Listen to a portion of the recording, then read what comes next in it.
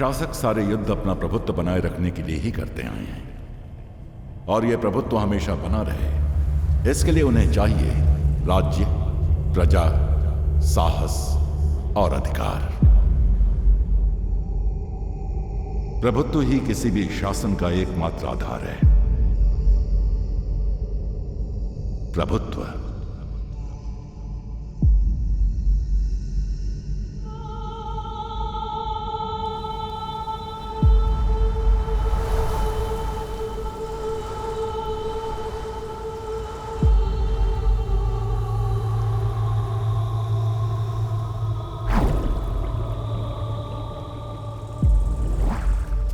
क्या मेरे पिता रणधीरन से भी बड़े योद्धा थे? हाँ, निसंदेह वो अपराजेय थे, लेकिन रणधीरन की वीरता ही उनकी विजय का अकेला कारण नहीं थी। उनके पीछे हर क्षण साथ निभाने वाले कबीले थे। उनमें मुख्य था पेरुमपल्ली कबीला। हाँ। हर दुख और दर्द की घड़ी में पेरुमपल्लियों ने बिना डिगे पांड्यों का साथ दिया। क्या रणधीरन कभी भी किसी से नहीं डरा?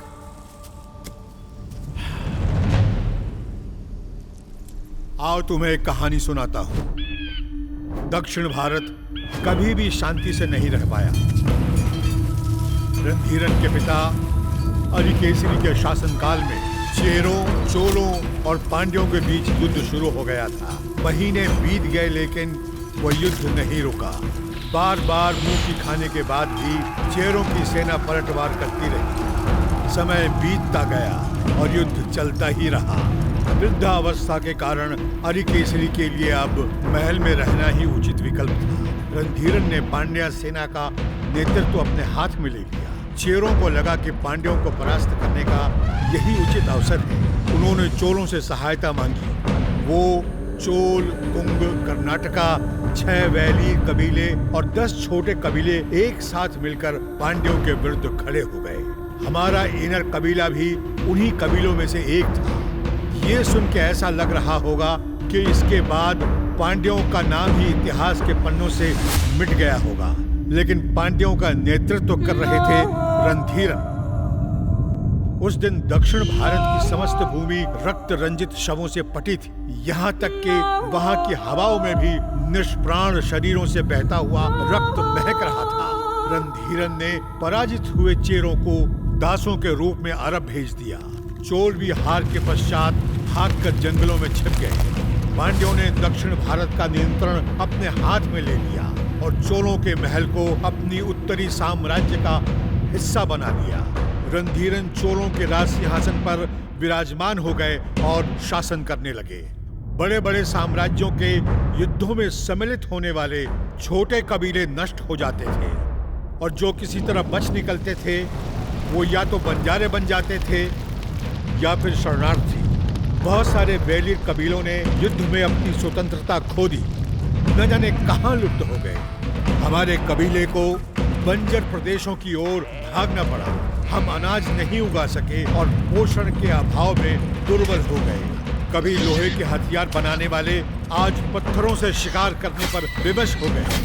परंतु प्रकृति के खेल भी निराले होते हैं। जहाँ सभी रणधीरन से भय खाते थे, वहीं उनसे टकराने के लिए प्रकृति ने एक महान योद्धा को जन्म दिया। 25 वर्ष का होते होते कोदी शक्तिशाली बन चुका था। वो रणधीरन को हर दिन याद किया करता था, जिनसे उसका मिलना अभी तक नहीं हो पाया था। बंजर भूमि ने उसके अंदर सत्ता की लालसा जगा दी थी, लेकिन वो रणधीरन का सामना नहीं कर सकता था।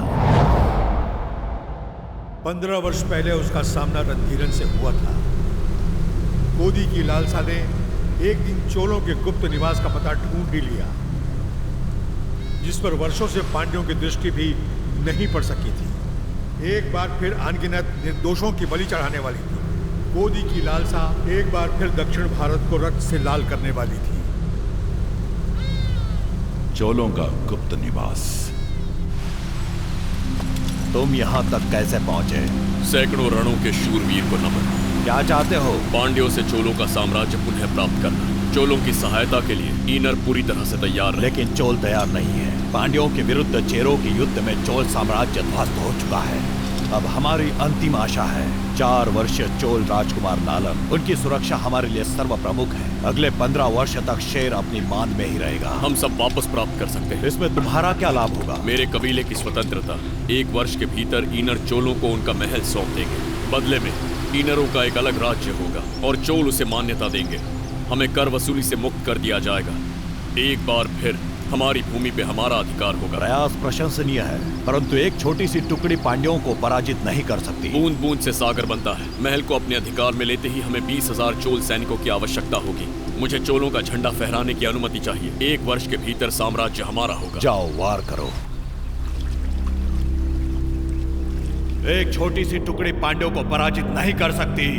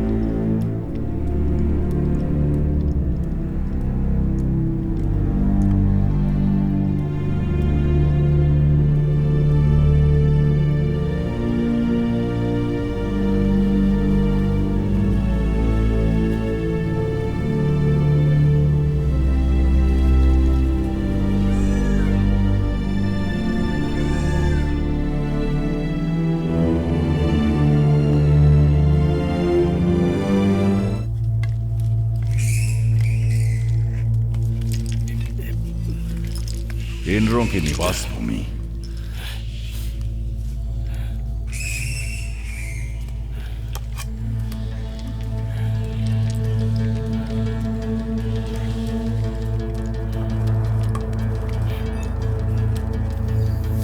मारो मारो मारो और जोर से मारो। जाओ लगाओ।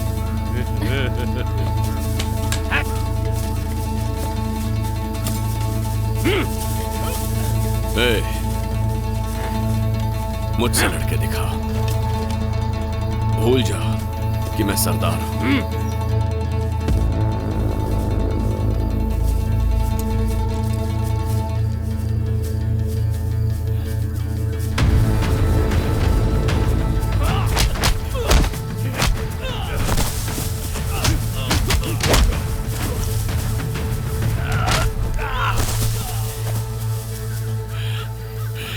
बस बहुत हुआ, आजा, अब तुम्हारी बारी है।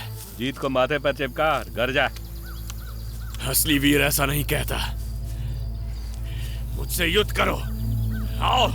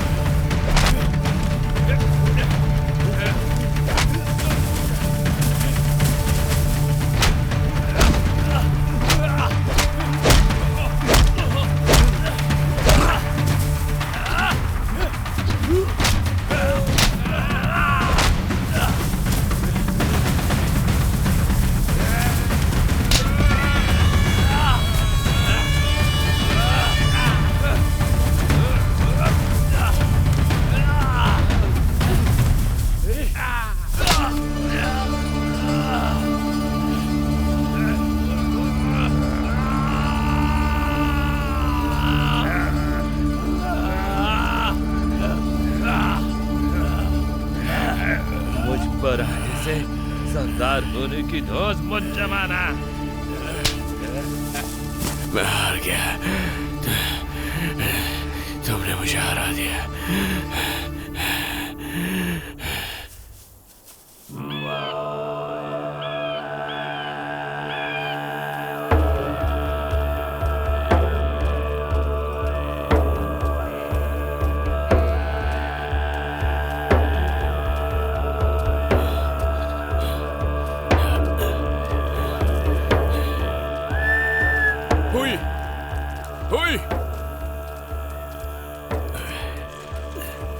क्या ईनर पांड्यों पर आक्रमण करने की योजना बना रहे हैं?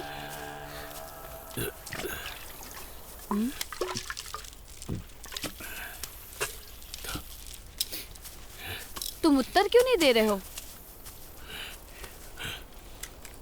हमारा पुत्र बड़ा होकर सम्राट बनेगा। तुम अपने मन को शांत रखो, आने वाला पुत्र ही है ना। पुरोहित का वचन सत्य हो। अरब सागर 3,500 मील दूर पांड्या साम्राज्य के पश्चिम में।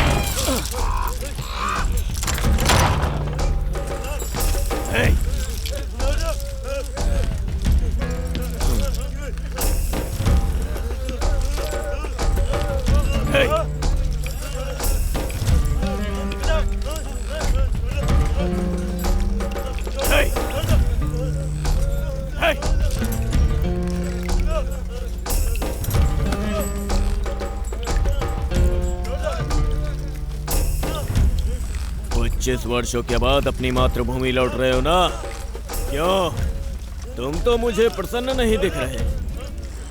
बड़ी ठंडी तासीर वाले हो। न जाने क्यों रणधीरन तुम्हें वर्षों तक पालता रहा और अब तुम्हें वापस चाहता है।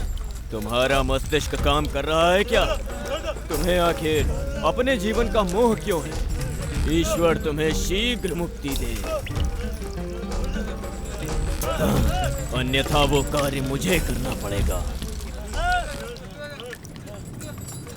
पांड्या साम्राज्य, करवयूर।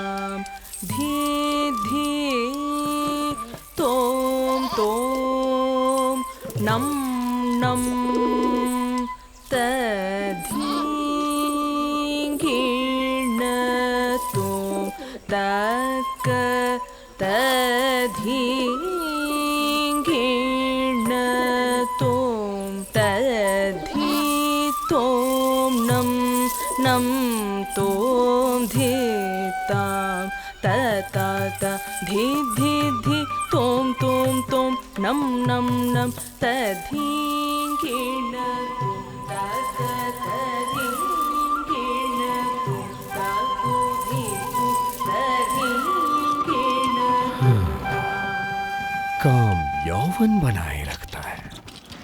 इन्हें नर्तकी कहूं या देवलोक की अप्सरा, उनके रूप से मैं मुग्ध हो गया हूं।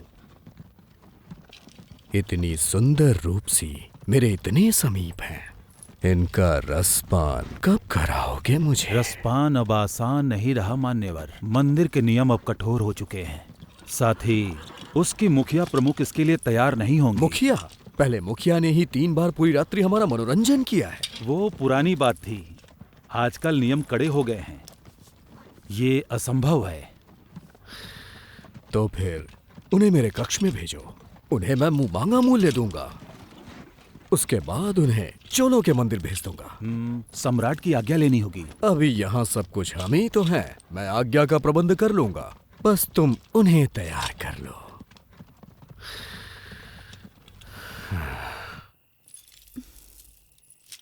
किस सोच में डूबी हुई हो? कुछ नहीं, आज हमें कुछ नए पुरुष घूर रहे थे। उन्हें देखकर आज मन बहुत शंकित है। प्रतिदिन कितने ही पुरुष हमें घूरते हैं, ये तो सामान्य बात है। अच्छा ये तो बताओ, मेरी प्यारी सखी प्रसन्न कैसे होगी? कनन से मिला दो या फिर मुझे यहाँ से मुक्त करा दो। ओह, कनन तो तुमसे मिलने स्वयं आएंगे ना, तो फिर मैं कैसे उनसे मिला सकती हूँ? क्या हम दोनों महल से बाहर उन्हें ढूंढने निकले? क्या कहा? तुम अपने होश में तो हो ना? अब हमें आगे बढ़ना ही होगा, चाहे हमारी जीत हो या हार। यह आशा की एक किरण है। यही किरण एक दिन हमारे कबीले को चमकाएगी। ये आत्महत्या के बराबर होगा। हमारा कबीला नष्ट हो जाएगा। पांड्या शिकार नहीं है, बहुत बड़े शिकारी हैं। पांड्यों को पता चला तो इनर समाप्त हो जाएंगे। पता नहीं चलेगा, यही हमारी शक्ति है। वो हमारे बारे में कुछ नहीं जानते। योजना के साथ वार करके हम उन्हें धरा सकते हैं। तुम्हारी योजना चाहे कुछ भी हो, वो व्यर्थ ही जाएगी। हमारी जीत एक स्वप्न है। हम लड़ेंगे। जो भयभीत हैं पीछे हट जाएं। गिने चुने इनर हजारों पांड्यों को धूल चटा कर ही रहेंगे। तुम्हारा सरदार कालन होगा मेरे लौटने तक, और मैं ना लौटा तो भी। पांड्या मंत्रिमंडल चाहता है कि तुम चोलों के मंदिर चली जाओ। वेतन में 3 गुना हो जाएगा। क्या विचार है? समझ नहीं आ रहा कि क्या उत्तर दूं। तुम लोगों की नृत्य कला अतुलनीय है। इसकी ख्याति और भी फैलनी चाहिए। चोलों का मंदिर ही तुम सबके लिए उचित स्थान है। वहाँ तुम्हारी प्रसिद्धि आकाश को छूने लगेगी। परंतु हम यहाँ पर अधिक शांति और सुरक्षा के साथ हैं। परमपिता की शक्ति हर स्थान में उपस्थित है, इसमें कोई भी संशय मत रखो। सितारों की गणना के अनुसार अगले 100 वर्षों तक पांड्या साम्राज्य चमकता रहेगा। यात्रा की तैयारी करो।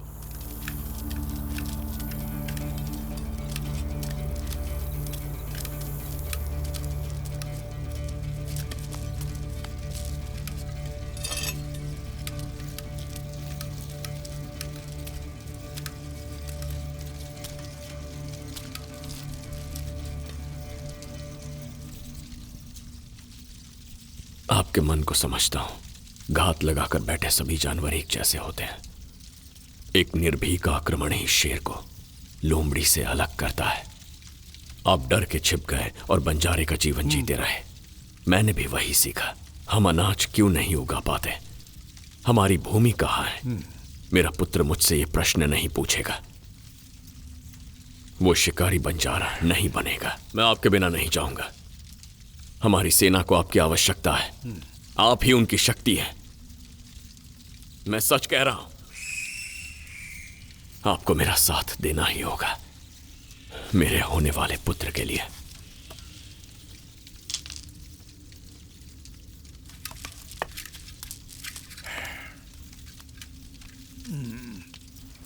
क्या हम कोई पशु हैं जो किसी भी ओर हाँक दिए जाएं? मंत्रिमंडल का आदेश है, हम क्या कर सकते हैं? तो वो ही नृत्य करें। तो गुरुजी ने क्या कहा? उन्होंने कहा कि प्रसिद्धि आकाश छुएगी। उनकी वासना अवश्य छुएगी, प्रसिद्धि नहीं। ऐसा क्यों बोल रही हो? हमसे पूछे बिना आपने इस प्रस्ताव को स्वीकार क्यों किया? तुम कब से इतनी बुद्धिमान हो गई? हम चोल जा रहे हैं, यात्रा की तैयारी कर लो।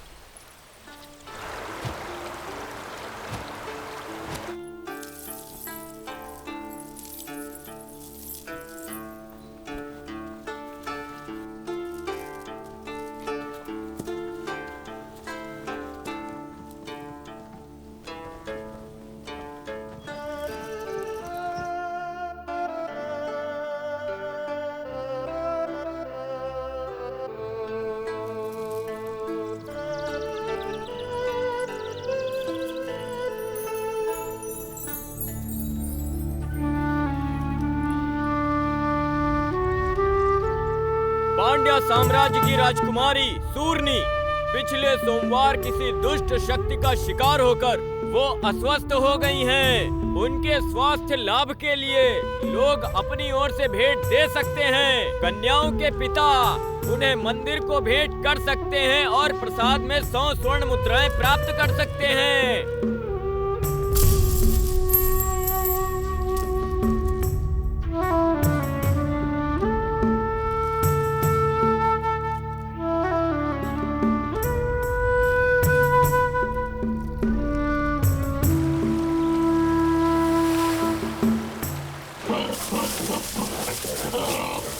एक वर्ष के भीतर ईनर चोलों को उनका महल सौंप देंगे। महल को अधिकार में लेते ही हमें 20,000 चोल सैनिकों की आवश्यकता होगी। एक वर्ष के भीतर साम्राज्य हमारा होगा। हमारे कबीले के पुरोहित पितामह कृपया बाहर आएं और अपने लिए भेंट स्वीकार करें।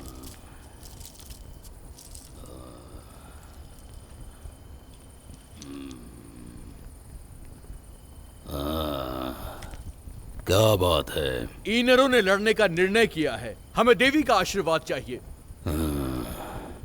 कौन है तुम्हारा सरदार? ईनरों के विजय के लिए आप देवी को बलिदान दीजिए। नम्रता नहीं सीखी?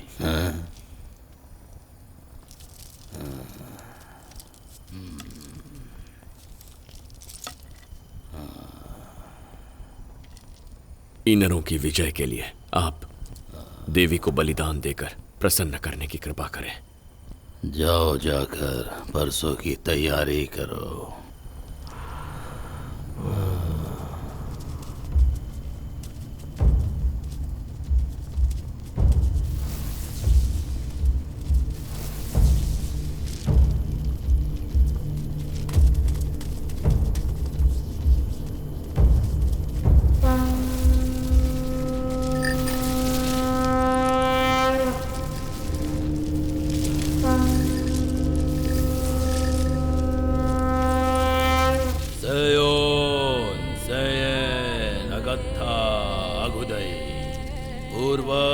प्रसन्न हो, आपके पुत्र कोदी ने ईनरों के उत्थान के लिए पांड्यों के विनाश का संकल्प लिया है। जो ईनर कोदी के साथ खड़े हैं वो अपने प्राणों की आहुति देकर भी अपने सरदार की रक्षा करेंगे।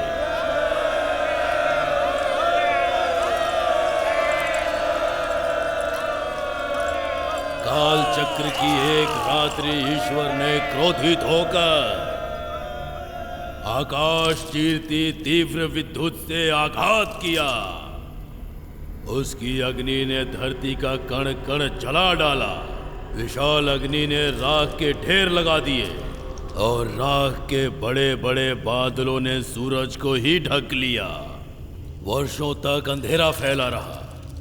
हवाएं बहती हुई नदियां और विशाल काय सागर सब के सब जम गए। हर मनुष्य समाप्त हो चुका था।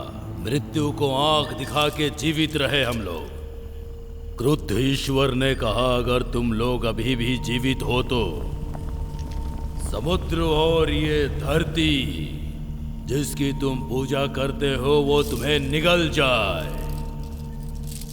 अंत में एक सुबह सूरज की किरणें इस धरती पर पहुंची। उसकी आंच बढ़ती ही जा रही थी। तब उन्होंने सारे समुद्रों को पिघला दिया। समुद्रों के जल के आवेग ने हम लोगों की समस्त भूमि के साथ साथ संपूर्ण जीवन को ही निगल लिया। अपने कुल की रक्षा के लिए हमारे पूर्वजों ने अपने जीवन का बलिदान दिया और ईश्वर का स्नेह प्राप्त किया। तब ईश्वर ने प्रसन्न होकर समुद्र को शांत कर दिया और आशीर्वाद देकर ये कहा कि तुम्हारा कुल पनपता रहेगा, समस्त दिशाओं में फैलेगा और राज करेगा। यदि भविष्य में कुल के लोग पूर्वजों को याद नहीं करेंगे तो नष्ट हो जाएंगे। यही विधि का विधान है। ये कहकर ईश्वर अंतर्ध्यान हो गए। उसी दिन से हमारी जाति विभाजित होकर चारों दिशाओं में फैल गई। अनेकों युद्ध हुए और उन्होंने अनेकों जीवनों की आहुतियां भी ली, पर दैविक शक्तियों ने हम पर अपनी कृपा बनाए रखी। आने वाले युद्ध में कुल की रक्षा के लिए हम उनकी पूजा कर रहे हैं। पहला बलिदान उन्हीं शक्तियों के नाम बलिदान को लेकर आओ। बलिदान स्वीकार कीजिए और आठों दिशाओं में इनरों की रक्षा कीजिए। इनरों की सेना को अपनी शक्ति दीजिए। इनरों के विरुद्ध खड़ा होने वाले का धड़ अलग हो जाए। बलिदान स्वीकार कीजिए। हे प्रचंड शक्ति देव, इनरों को अपने शस्त्र और सेना प्रदान करें ताकि सभी इनर विश्व विजयी बन सके। आपकी दृष्टि मात्र से स्वयं मृत्यु भी कांप उठती है। बलिदान स्वीकार कीजिए।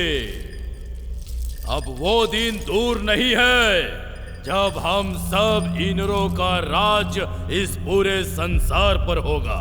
अगला बलिदान लेकर आओ। इसके बलिदान से इनरों की रक्षा होगी। बलिदान प्रस्तुत है देवी। पधारिए देवी।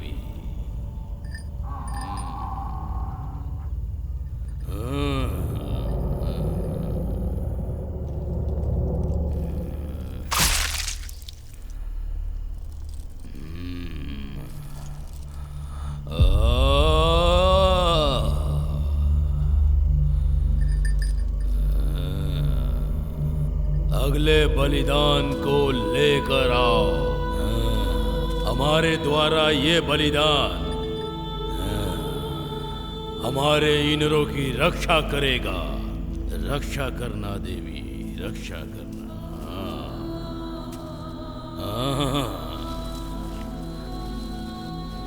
हमारे गोदी की रक्षा करना। बलिदान प्रस्तुत है देवी।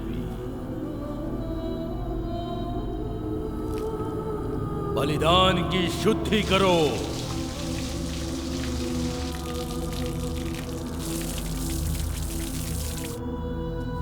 भोजन करो।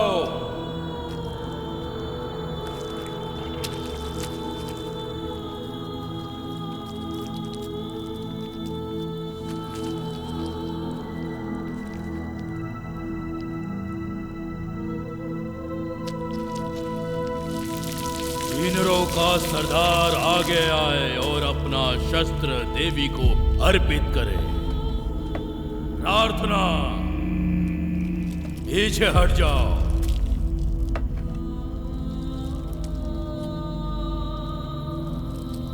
हे देवी, बलिदान स्वीकार कीजिए, इसे मुक्ति प्रदान कीजिए।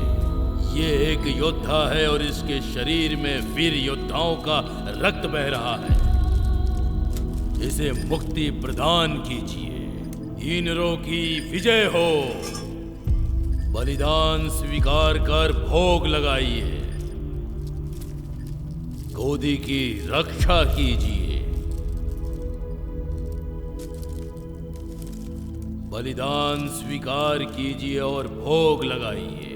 हमारा गोदी युद्ध में विजयी हो।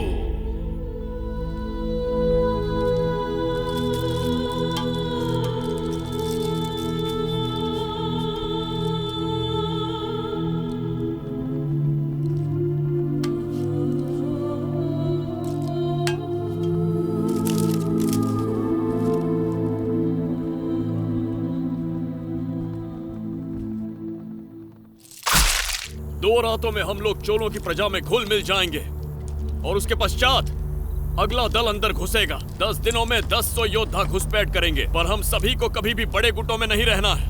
10-10 के छोटे गुटों में धीरे धीरे अलग स्थानों से घुसपैठ करेंगे। सारे योद्धाओं को सावधानी और बुद्धिमत्ता से कार्य करना होगा। आगे की योजना बता दी जाएगी। ये युद्ध हर तरह से कठिन अवश्य है, लेकिन हमारा साहस ही हमें विजय प्राप्त कराएगा। ये युद्ध हमारे वंशजों के लिए है। अब हमारे वंशज शिकारी बंजारे नहीं कहलाएंगे।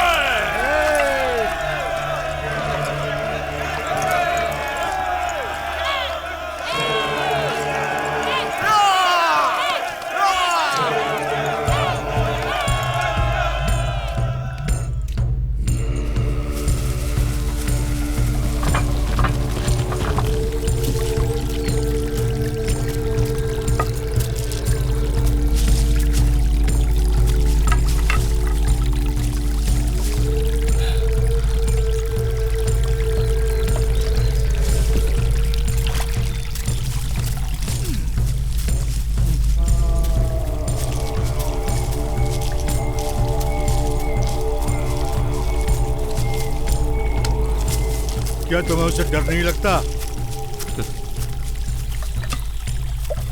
क्यों? क्या आपने कभी रणधीरन को देखा है?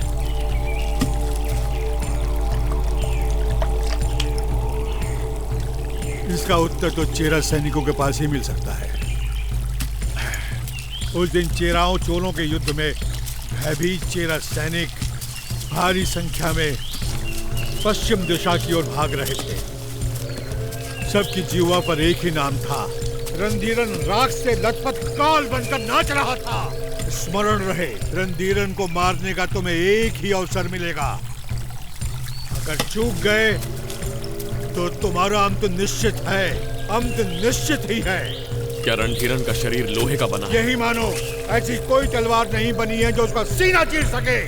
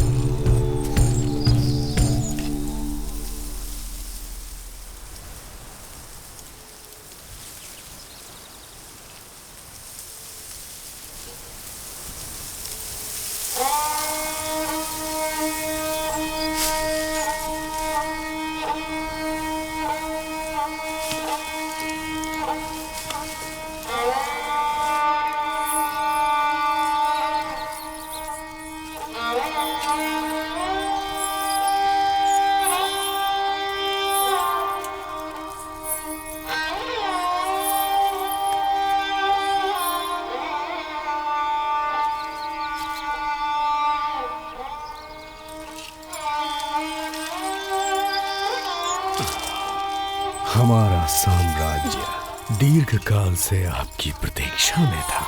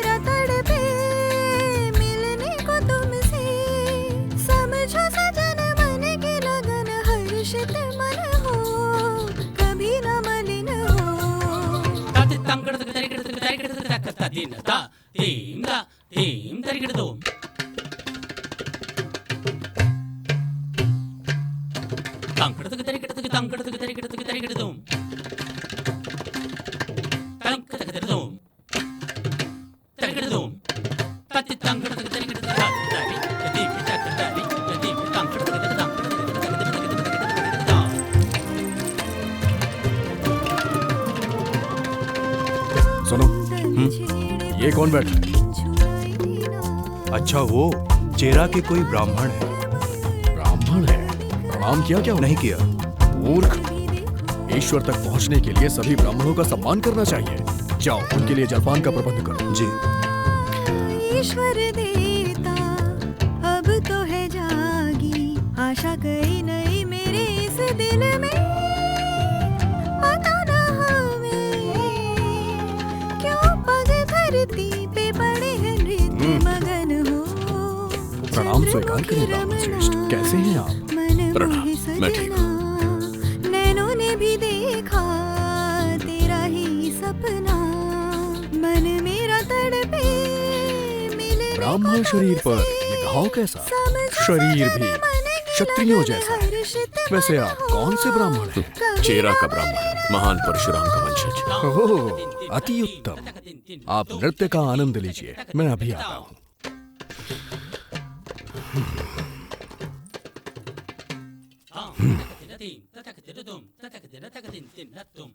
उन्हें दो। हाँ? कहाँ गए?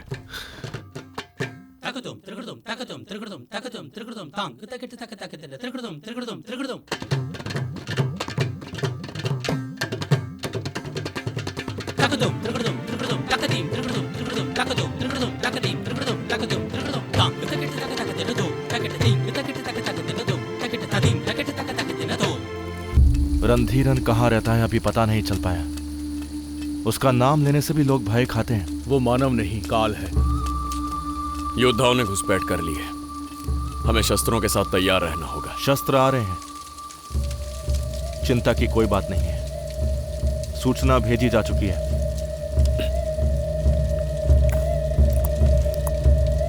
प्रतीक्षा रहेगी।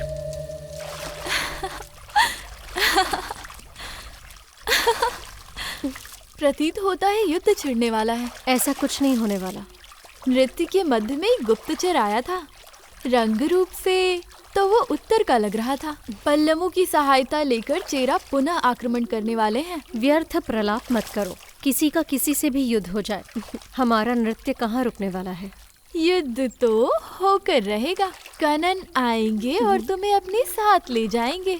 जलमग्न स्वर्ण नगरी में तुम्हारा एक महल होगा और तुम महारानी बनोगी। तुम कल्पना की उड़ान छोड़ो। मैं जा रही हूँ। स्नान नहीं करोगी? नहीं। हर इलाका पांड्यों की मुट्ठी में है, कोई विद्रोह नहीं कर पाएगा। पूरी सेना अरी केसरी के समारोह के लिए गई है। महल में चंद सैनिक ही बचे हैं। पहरेदारों की संख्या अभी कम है, फिर भी 100 योद्धा उसके साथ रहते हैं। सैन वर्मन और यमन योद्धा उसकी ढाल है।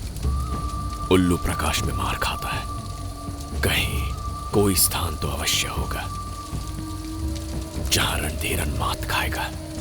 हर शुक्रवार को रणधीरन पहाड़ी के मंदिर जाता है। कई अंगरक्षक नीचे ही रुकते हैं। ऊपर रास्ता बहुत ही सकरा है। एक के पीछे एक चले तो ही चढ़ा जा सकता है। लगभग 1 मील तक रास्ता जंगल से घिरा है। हमारे 50 योद्धा पहाड़ी तक चढ़ेंगे और दोनों ओर से उन्हें घेर लेंगे। मैं पहाड़ी के नीचे पहरेदारों को संभाल लूंगा। ऐसे रणधीरन यमन योद्धाओं से अलग हो जाएगा तो उसका सर काट देंगे। एक भी पांड्या जीवित बचकर ना जा पाए। कटे हुए सर के साथ चोलों का झंडा लहराते महल में प्रवेश करेंगे। उसका कटा सर देखकर पांड्यन सैनिक हथियार डाल देंगे। चोलों का झंडा देखकर प्रजा हमारे साथ हो जाएगी। महल हमारी मुट्ठी में होगा। शिकारी का शिकार होगा। स्मरण रहे, हमें मात्र एक ही अवसर मिलेगा।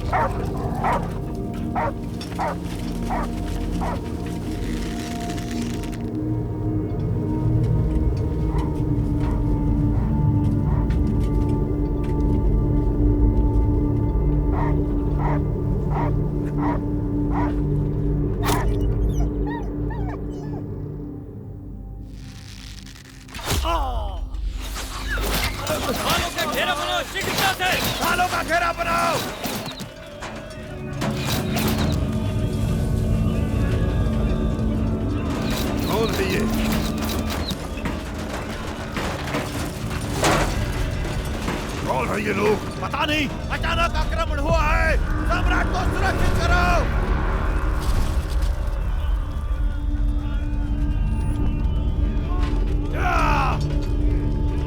कोई भी हो कुछ नहीं कर पाएंगे। ढालों का घेरा बनाए रखो। हम पांड्यन हैं, भय भी हमसे भय खाता है। हमने महान चोल साम्राज्य को परास्त किया है। हमने पल्लवों को भी धूल चटा के रख दी थी। चेरों ने हमारे सामने घुटने टेक दिए थे। हमने गलफिरार साम्राज्य को जड़ से उखाड़ दिया था। ये चूहे हमारा कुछ नहीं बिगाड़ सकते। ढालों का घेरा बनाए रखो। काट डालो इन्हें।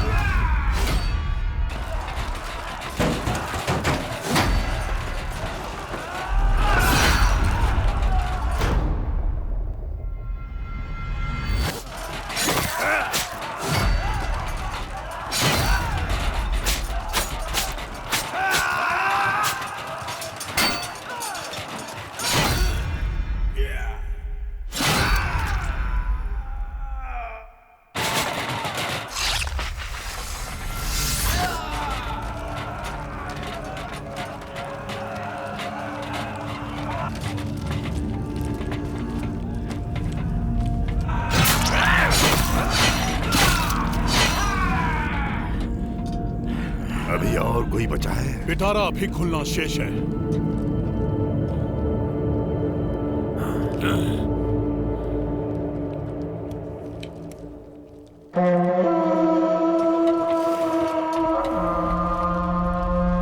उन्हें हमारी रणनीति पता चल गई है। ढालों का घेरा एक झटके में खोल दो। हमला करो, चलो। घेरा खोलो ढालों वाला, चलो।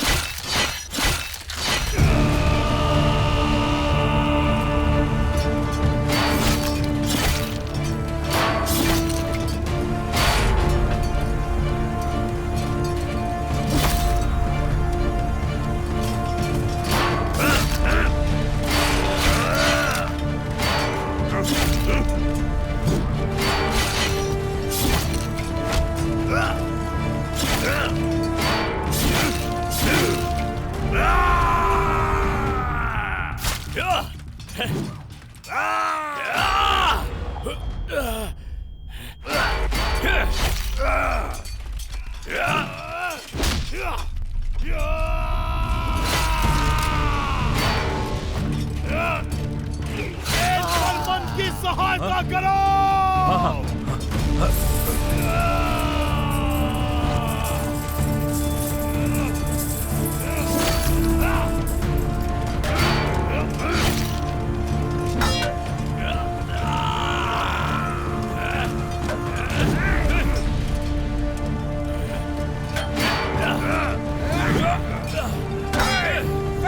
सम्राट को लेकर जाओ।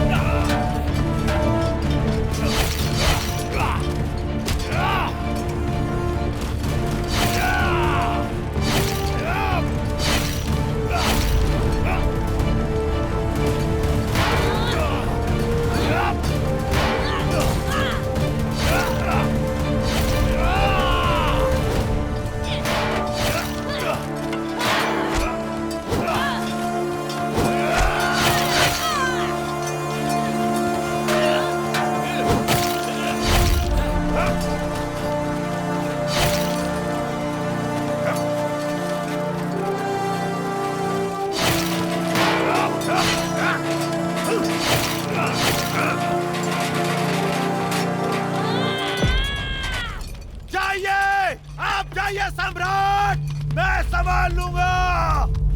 आप जाइए।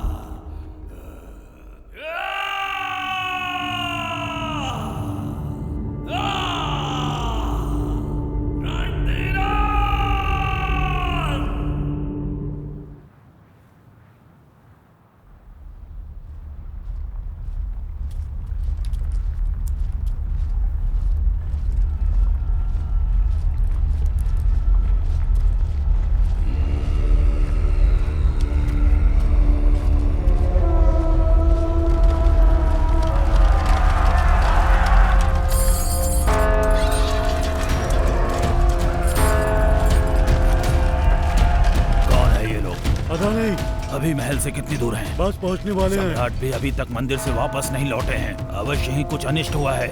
राजघराने की महिलाओं को सुरक्षा प्रदान करो। प्रजागण घर में ही रहें। क्या गज सेना का नियंत्रण संभव है? संभव नहीं है। तो शीघ्रता से हाथियों को जंगल की ओर भगा दो। अगर हम हार गए तो गज सेना शत्रुओं के हाथ न लगे। जाओ जी। सारे सैनिकों को एकत्र करके महल के चारों ओर ढालनुमा बना दो। एक भी शत्रु बचना नहीं चाहिए। ये संभव नहीं है। आक्रमणकारियों की संख्या बहुत अधिक है। इस रणनीति के अनुसार चले तो हम सब का मरना तय है। अब तुम मुझे ज्ञान दोगे? क्या यही एक योद्धा की सोच है? उत्तर दो, मुझे उत्तर दो। भयभीत होना मूर्खतापूर्ण है। तुम सभी कुशल योद्धा हो। क्या तुम उन्हें मौत के घाट नहीं उतार सकते? कहाँ है तुम्हारी भुजाओं का बल? सम्राट और उनके अंगरक्षक यमन योद्धाओं का महल वापस न लौटना कोई सामान्य बात नहीं है। उन लोगों ने हम पर योजनाबद्ध धावा बोला है। उनकी संख्या से हम विचलित नहीं होंगे। साहस के साथ उन पर वार करो। वो भाग खड़े होंगे। आगे बढ़ो, आगे बढ़ो।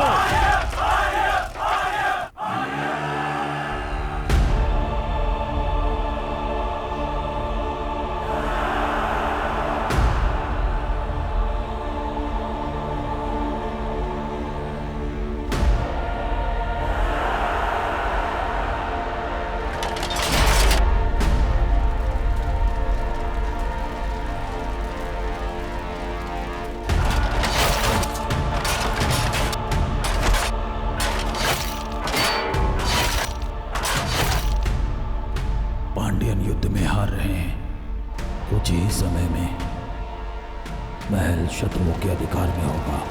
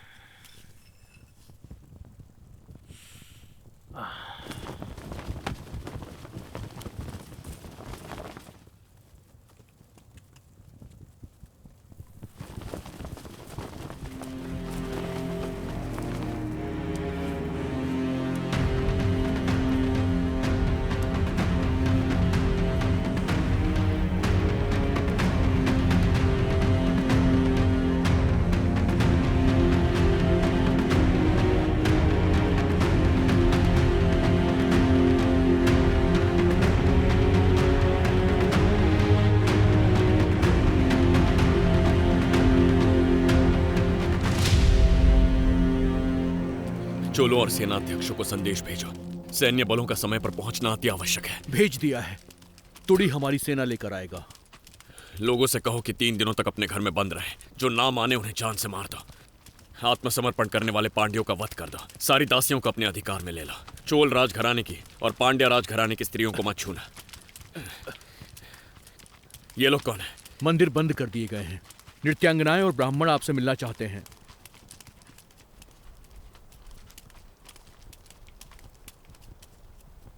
क्या चाहिए? प्रणाम प्रभु। युद्ध होते रहते हैं, सम्राट बदलते रहते हैं, परंतु ईश्वर तो स्थायी है ना। मंदिर बंद करना उचित नहीं है। इन सभी नृत्यांगनाओं के लिए मंदिर ही एकमात्र आश्रय का स्थान है। तुम कौन हो? सम्राट की और मंत्रिमंडल की अनुपस्थिति में इस राज्य को चलाने का अधिकार मुझे है। तुझे अधिकार है?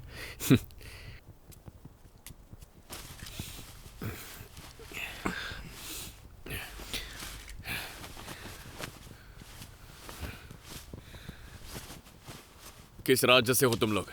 पांड्यन राज्य से। अभी इसी वक्त लौट जाओ, मंदिर के द्वार नहीं खुलेंगे। निकल जाओ। अभी लौट जाए? इतने अंधकार में कहां जाए? तो तुम भी साथ जाओगे इनके, अपने उत्तरदायित्व का पालन करने। एक प्रहर के पश्चात जो दिखे उसे मार देना है।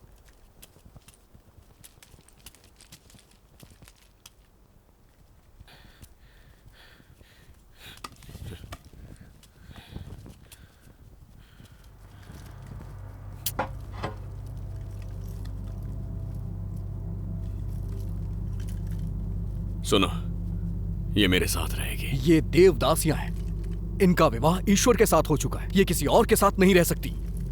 अब मैं ही यहां का ईश्वर हूं। तुम यहीं रुको। समय बीतता जा रहा है। राज्य के अधिकारी परशुराम के वंशज जी, ऋतुएं बदलती हैं तो वायु बदल जाती है।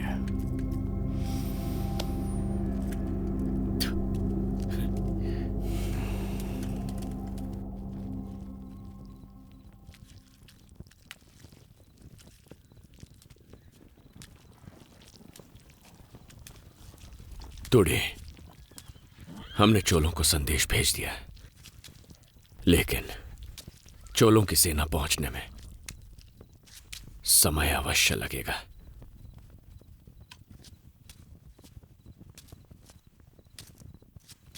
हमें सेना की आवश्यकता है और तुम मेरे विश्वास पात्र हो। तुम जाओ तुड़े, वहां बचे इनर योद्धाओं को अपने साथ लाओ। बताओ उन सबको कि हमने पांड्यों को पराजित कर दिया। अब जाओ और सेना के साथ लौटना।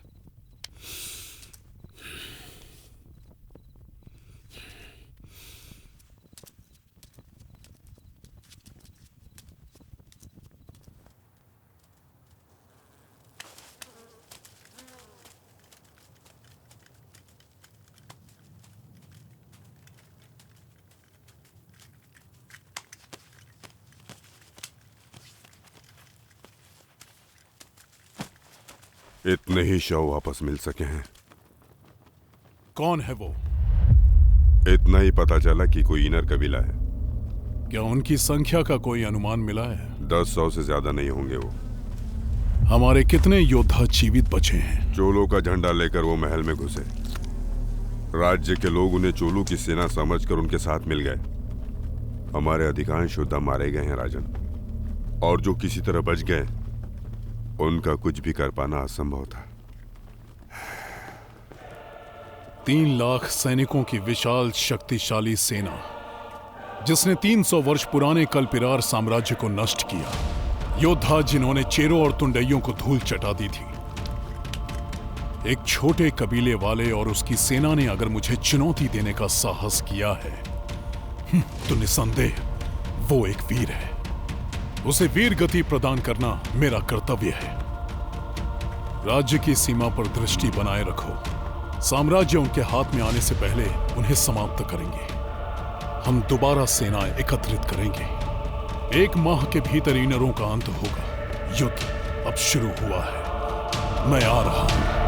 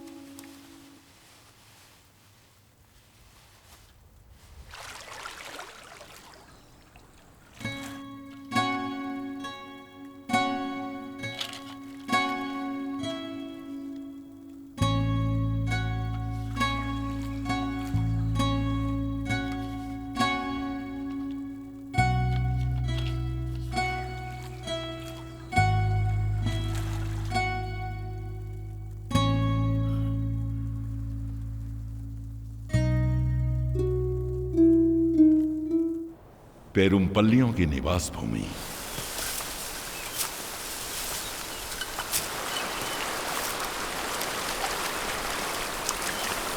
प्रणाम। प्रणाम।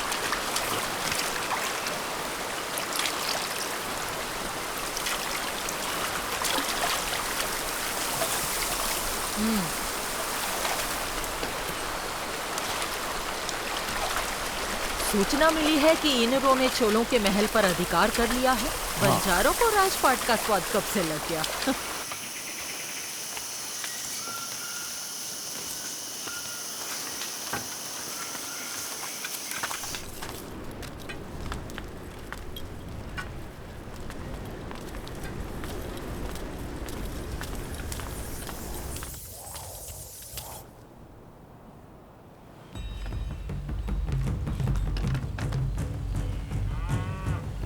दक्षिण भारत की पहचान, वेंकटम से कन्याकुमारी तक शासन करने वाले सम्राट रणधीरन पांड्या के आगमन पर पेरुमपल्ली कबीला उनका स्वागत करता है।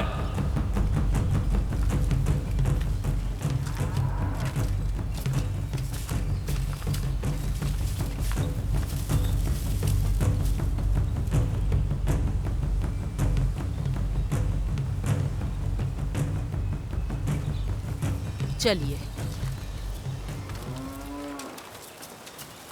उनका आक्रमण अप्रत्याशित था।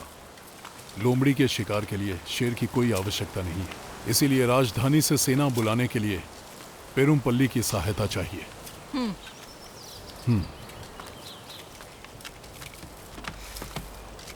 ऐसा बिल्कुल नहीं है। पेरुमपल्ली आपके साथ है। पेरुमपल्लियों ने पांड्यों का हर पल साथ दिया है। अनेकों पेरुमपल्ली योद्धा चेरों के युद्ध में वीर गति को प्राप्त हुए। प्रत्येक समर्थ योद्धा आपके साथ है। अगर पेरुमल्लियों ने आपका साथ दिया तो प्रतिदान में हमें क्या मिलेगा? क्या मांग है? पांड्या सम्राट हमारे कुल की कन्या से विवाह करेंगे। ये कैसी शर्त है? शर्त रखने का हमारा सामर्थ्य नहीं है, ये हमारा अनुग्रह है। हमारी कन्या के साथ 30 हाथी, 700 घोड़े और 500 पेरुमल्ली योद्धा आपकी भेंट किए जाएंगे। और पेरुमल्लियों के नियंत्रण वाले 9 छोटे कबीले भी अपने सैन्य दलों के साथ आपकी सहायता करेंगे। वचन याद रखिएगा, पर इस वंश का पांड्यन सिंहासन पर अधिकार नहीं होगा। भविष्य में क्या है, भविष्य बताएगा।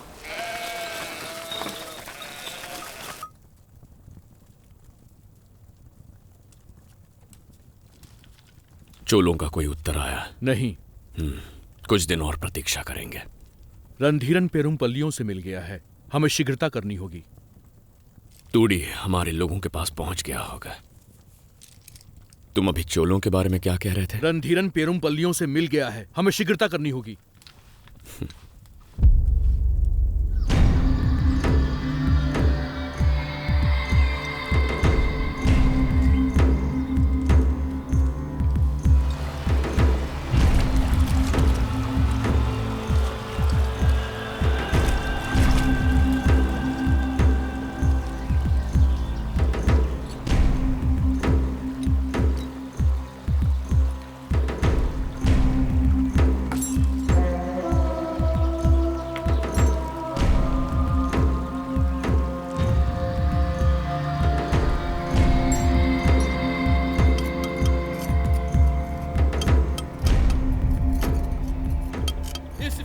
शपथ पत्र के साक्षी हैं दक्षिण भारत के सबसे विशाल पांड्या साम्राज्य के सेनापति सेन वर्मन और पेरुमपल्ली कबीले के सेनापति कार्मेगन, प्रभुत्व और न्याय के प्रतीक पांड्या सम्राट रणधीरन हमारे कुल की उपस्थिति में हमारी कन्या अर्थल से विवाह कर रहे हैं।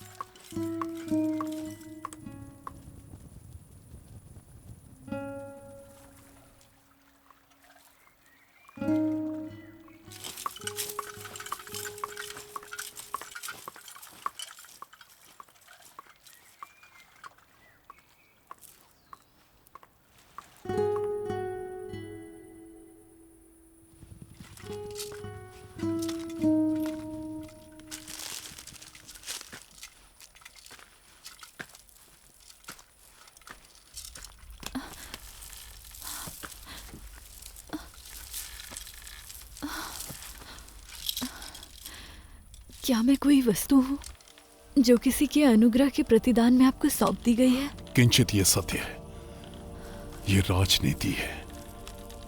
भावनाओं का यहाँ कोई मूल्य नहीं है।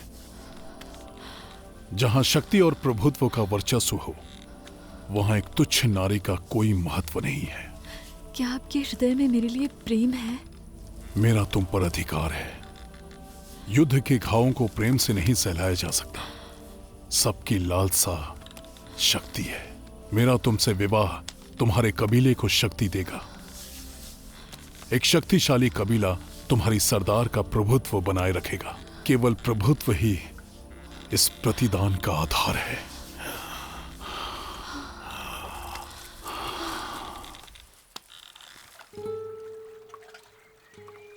तुम्हारे संगीत में दुख की झनकार है, क्योंकि उसमें तुम्हारी मृत्यु की पुकार है।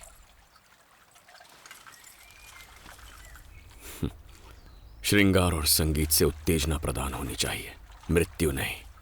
और मुझे उत्तेजना तुम्हारे मृत्यु से प्राप्त होगी।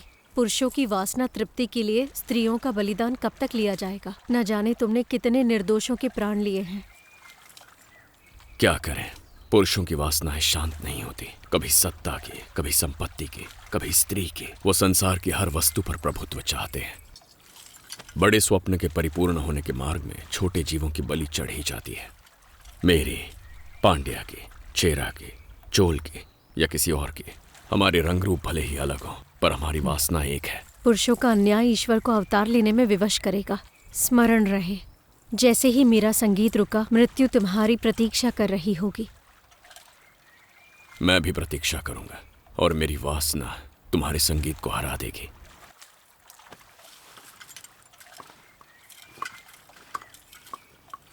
जो भी हो, आज ही मेरे शयन कक्ष को अपनी सुगंध से महका देना। चोलों से अभी तक कोई उत्तर नहीं मिल पाया है। पेरुमपल्लियों ने अभी तक भारी सेना जुटा ली होगी। हमें शीघ्र कुछ करना होगा। क्या चोलों ने विश्वासघात किया या वो युद्ध के लिए अभी तैयार नहीं है? चोल विश्वासघाती नहीं। मुझे लगता है उनके पास अब तक संदेश पहुंचा नहीं। ठीक है, इस बार संदेश मैं स्वयं लेकर जाऊंगी।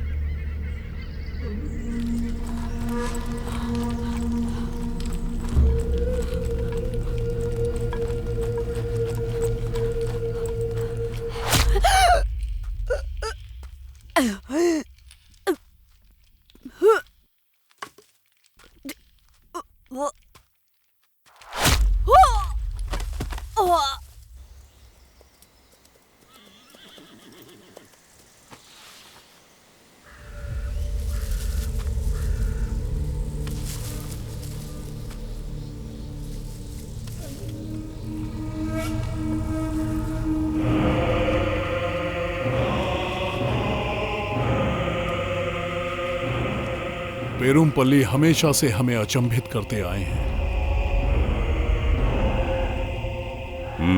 राजधानी की ओर बढ़ रही हमारी सेना शीघ्र ही यहाँ वापस पहुंच जाएगी।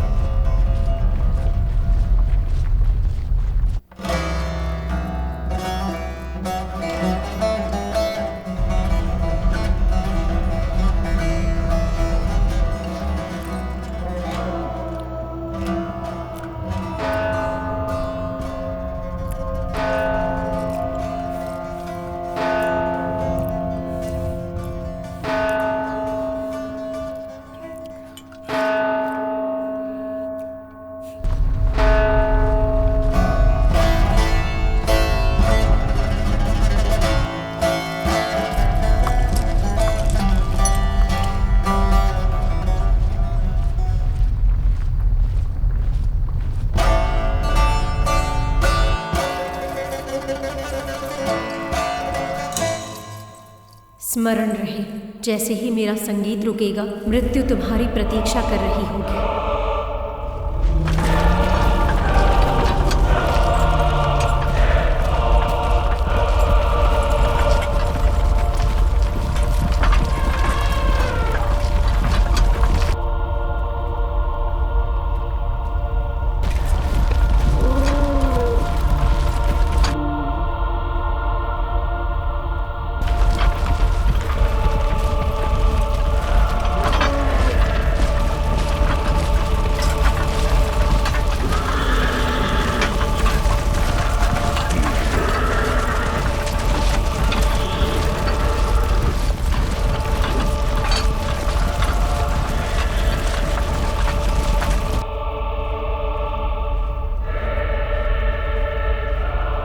वीर रणधीरन, कुछ सैकड़ों से लड़ने के लिए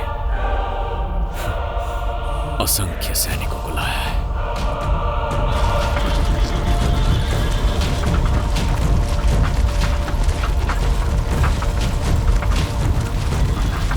यही विश्राम करेंगे आज।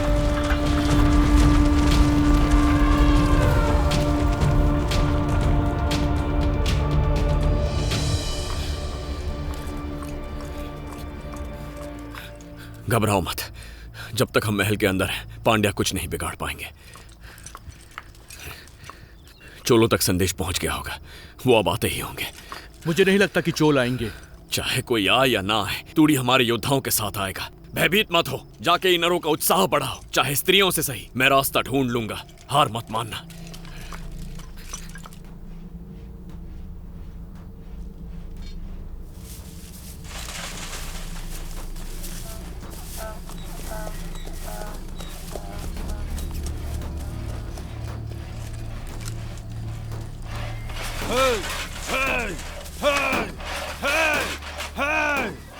अब हम किसकी प्रतीक्षा कर रहे हैं? हमें महल पर आक्रमण कर देना चाहिए। संयम रखो, संयम ही युद्ध में विजय का द्वार है। उन्मत्त हाथी स्वयं को ही घायल कर देता है, हमारा विलंब उन्हें सोचने पर विवश कर देगा। महल पर अधिकार करने में कोई कठिनाई नहीं है, हम कई वीर योद्धा गवा चुके हैं। इसके अतिरिक्त हमारे आक्रमण से चोल प्रजा को कोई कष्ट नहीं होना चाहिए। राज्य की सीमा पर कड़ी दृष्टि बनाए रखो। ईनरों का कोई भी संदेश चोलों और चेरों तक नहीं पहुंचना चाहिए। ईनरों के आने वाले सैन्य दस्ते को पेरुमपल्ली पहुंचने दो, मृत्यु के घाट उतार देंगे।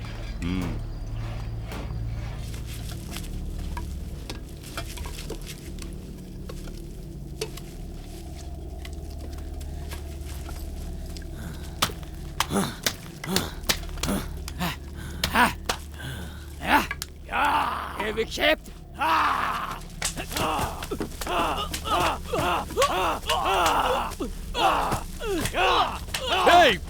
क्या कर रहे हो?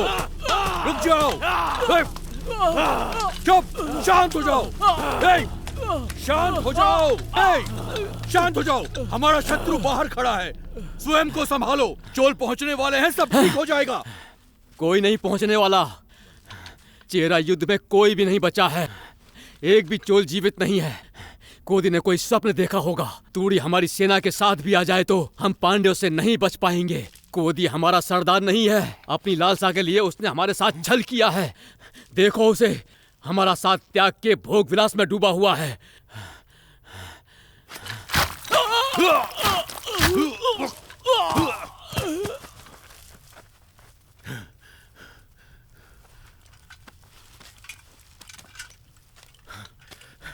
पागल हो गया था ये। ठिकाने लगा दो इसे।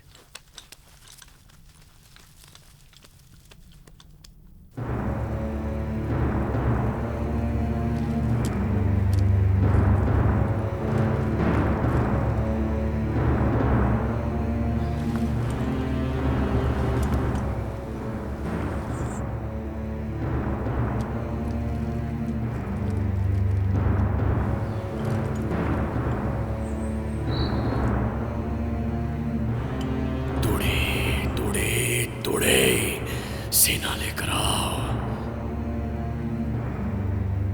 हम उन लोगों को उनकी ही रणनीति से उन्हें मात देंगे। समय समीप है।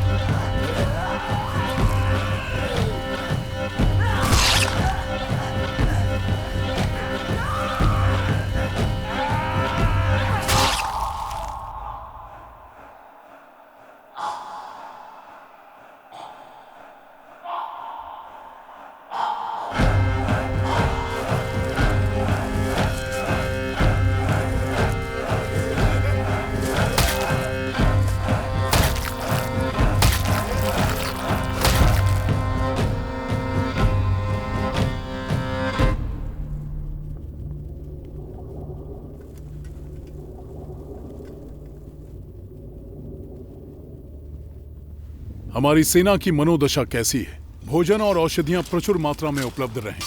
आप निश्चिंत रहें, सारी व्यवस्थाएं कर दी गई हैं। सावधान, ये तलवार आपको चोट पहुंचा सकती है। नाम क्या है तुम्हारा? कोडुंगन। कोडुंगन।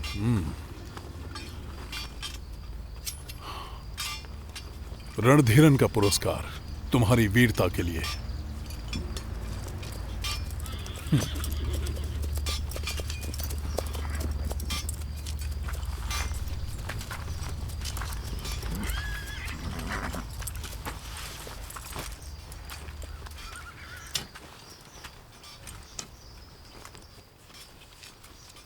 क्या समाचार है? चोलों के ना पहुंचने से अन्य सरदार भी पीछे हट रहे हैं। सेना समाप्त होते ही अन्य कबीलों ने भी मुंह मोड़ लिया है। महल का घेराव हो चुका है, यही उचित समय है। महल पर तुरंत आक्रमण करने का आदेश दीजिए सम्राट। महल में कितने सैनिक होंगे? कितने सैनिक हैं? अनुमान लगाना कठिन है। लगभग 1000 होंगे। सीधी लड़ाई संभव नहीं है। महल के अंदर संख्या का अनुमान लगाने का वो प्रयास करेंगे, और यदि उनका अनुमान सही हुआ तो हमारी मृत्यु निश्चित है। उनकी योजना का पता लगाना अति आवश्यक है। तनिक प्रतीक्षा करो। हम प्रजा से बात करेंगे। उनके राज अधिकारी को यहाँ लाओ। उन्हें आत्मसमर्पण का प्रस्ताव भेजो। उनके उत्तर के पश्चात ही अगला निर्णय लिया जाएगा। चोल लोग योद्धा थोड़ी हैं। मैं उन्हें लड़ने के लिए कैसे बोल सकता हूँ? उन्हें लड़ना नहीं है, बस पीछे खड़े रहना है। पांड्या हैरत में पड़ जाएंगे। उन्हें लगेगा इनर सेना बड़ी है, हमारी विशाल संख्या उन्हें डरा देगी। हमने चोल सेना को संदेश भेज दिया है। 2-3 दिन में उनकी भी सेना पहुंच जाएगी। फिर परिस्थिति हमारे पक्ष में हो जाएगी। हमारे पक्ष में नहीं, तुम्हारे पक्ष में। और हाँ, चोल सेना का आने का तो कोई समाचार भी नहीं मिला। मैं योद्धाओं को कैसे तैयार करूंगा? आपके पास कोई प्रमाण है क्या? कहीं आप हमारे लोगों को बलि का बकरा तो नहीं बना रहे हैं सम्राट?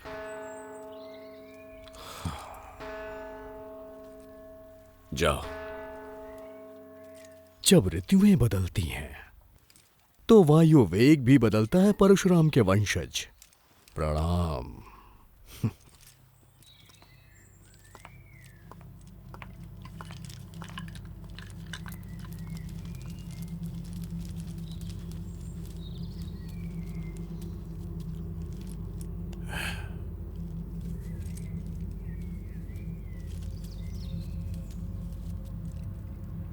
इन्हें आत्मसमर्पण कर दें। पांड्यों की दृष्टि में समस्या का एकमात्र हल युद्ध नहीं है। सेन वर्मन, पांड्या सेनापति।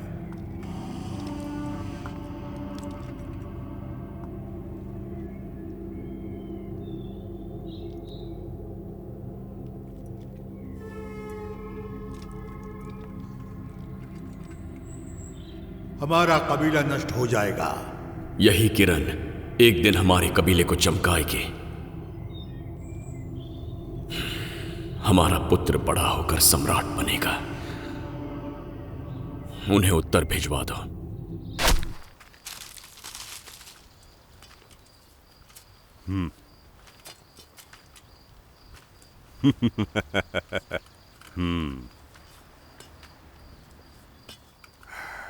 क्या उत्तर आया है? रणधीरन का गौरव बना रहे। इनर कायरों की तरह आत्मसमर्पण नहीं करेंगे। हम भी दोनों पक्षों की जनहानि नहीं चाहते हैं। मेरी ओर से पांड्यों की समक्ष एक औपचारिक समाधान प्रस्तुत है, कुछ मान्य लोगों की उपस्थिति में। मैं रणधीरन को या राजवंश के किसी भी अन्य योद्धा को अपने साथ द्वंद्व युद्ध की चुनौती देता हूं। जो जीता महल पर उसका अधिकार होगा। आपको स्वीकार है तो उदयपुर पहाड़ी पर युद्ध के लिए मैदान तैयार रखो। कोदी, इनरों का सरदार। ये रणधीरन का वचन है। कोदी की अंत्येष्टि धूमधाम से होगी।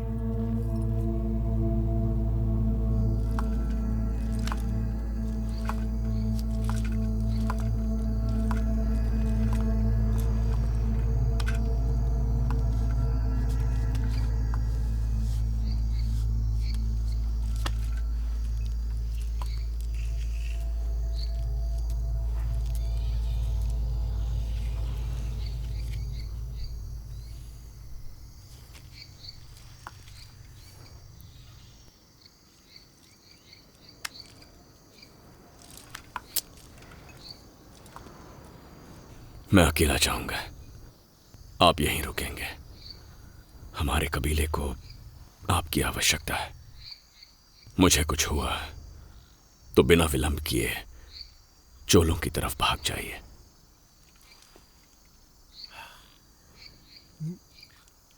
कोदई, तुम एक महान योद्धा हो।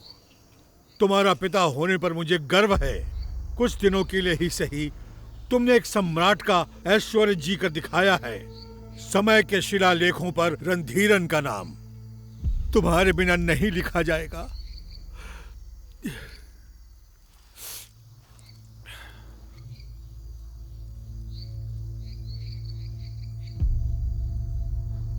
एक छोटी सी टुकड़ी पांड्यों को पराजित नहीं कर सकती। हमारा कबीला नष्ट हो जाएगा। यही किरण एक दिन हमारे कबीले को चमकाएगी। हमारा पुत्र बड़ा होकर सम्राट बनेगा।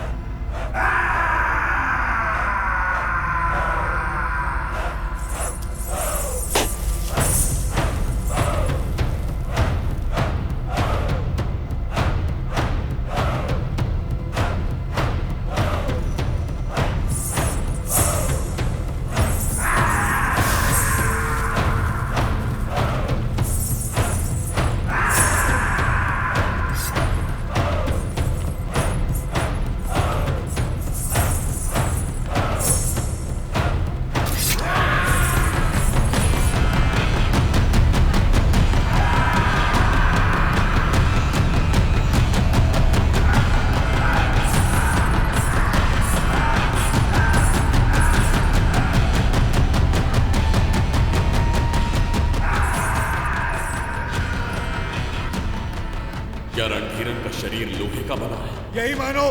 ऐसी कोई तलवार नहीं बनी है जो उसका सीना चीर सके।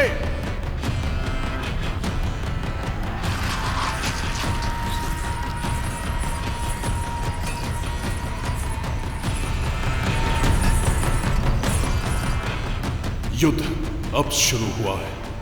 मैं आ रहा हूं। याद रखना, रणधीरन को मारने का तुम्हें एक ही अवसर मिलेगा। अगर चूक गए तो तुम्हारा अंत निश्चित है।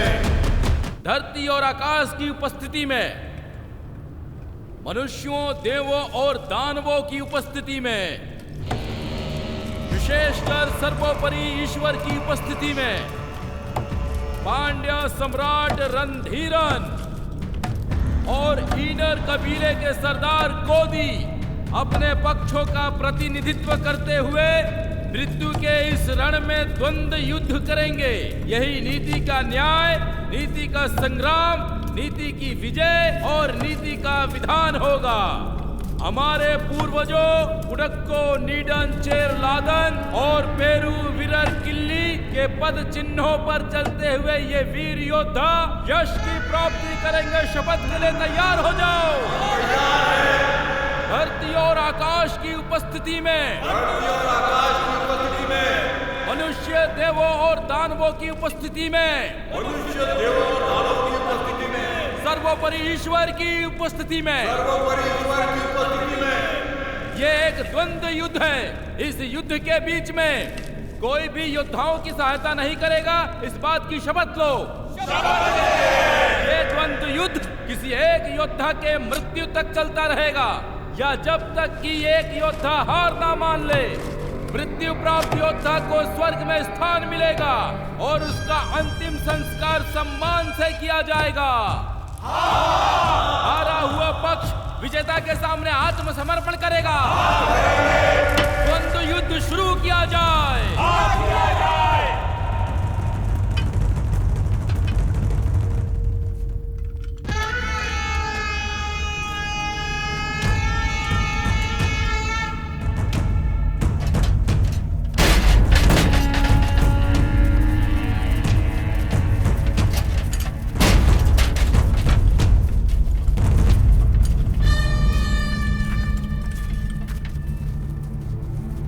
अगर मैं मृत्यु को प्राप्त हुआ, महल ईनरों का होगा। बिना किसी आक्रमण के सेना को लेकर वापस राजधानी लौट जाना।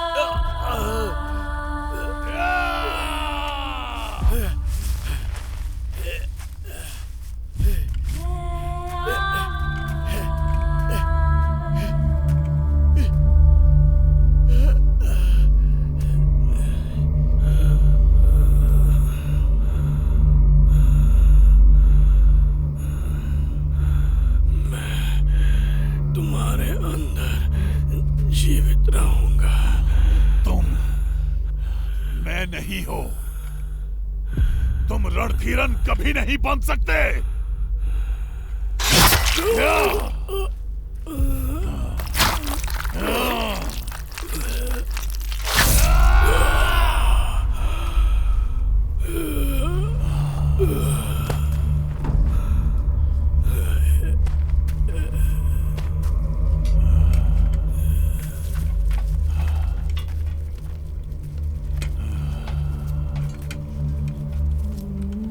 सब कुछ समाप्त हो चुका।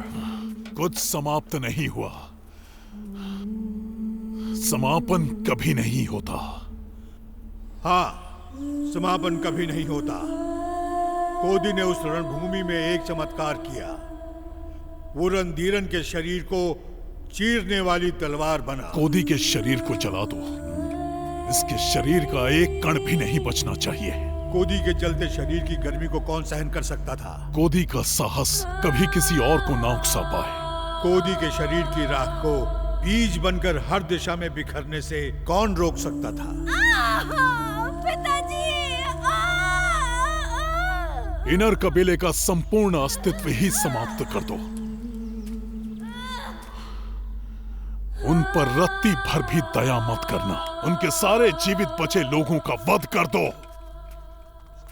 रणधीरन के विरुद्ध खड़ा होने का विचार भी किसी के मन में आए तो वो मृत्यु के भय से कांप उठे।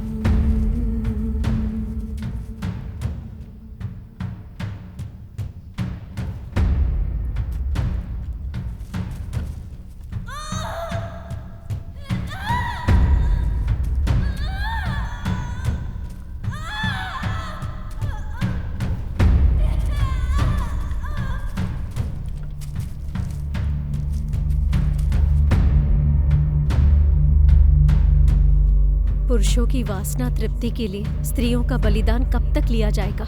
अच्छा ये बताओ, मेरी प्यारी सखी प्रसन्न कैसे होगी? कनन से मिला दो या मुझे मुक्ति दिला दो। ओह, कन्नन तो तुमसे मिलने स्वयं आएंगे ना, तो फिर मैं उनसे कैसे मिला सकती हूँ? क्या हम दोनों उन्हें ढूंढने के लिए निकले? क्या कहा? तुम अपने होश में तो हो?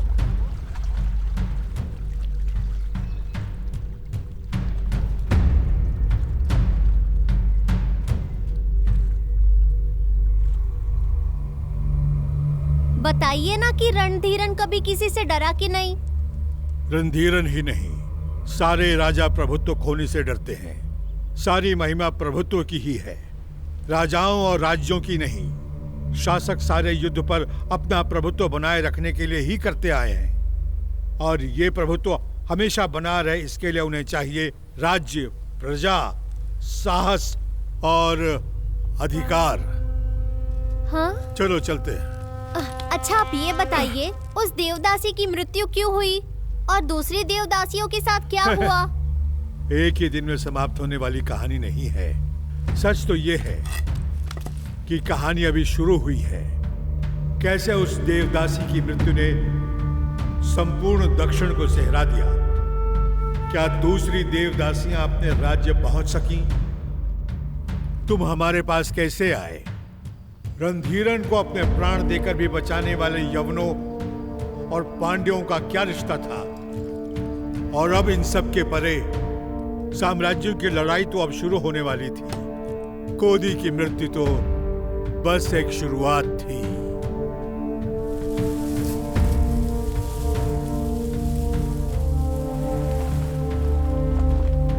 पांडियन साम्राज्य की ओर लौटते हुए दासचेरा सैनिक, चोलों का गुप्त निवास।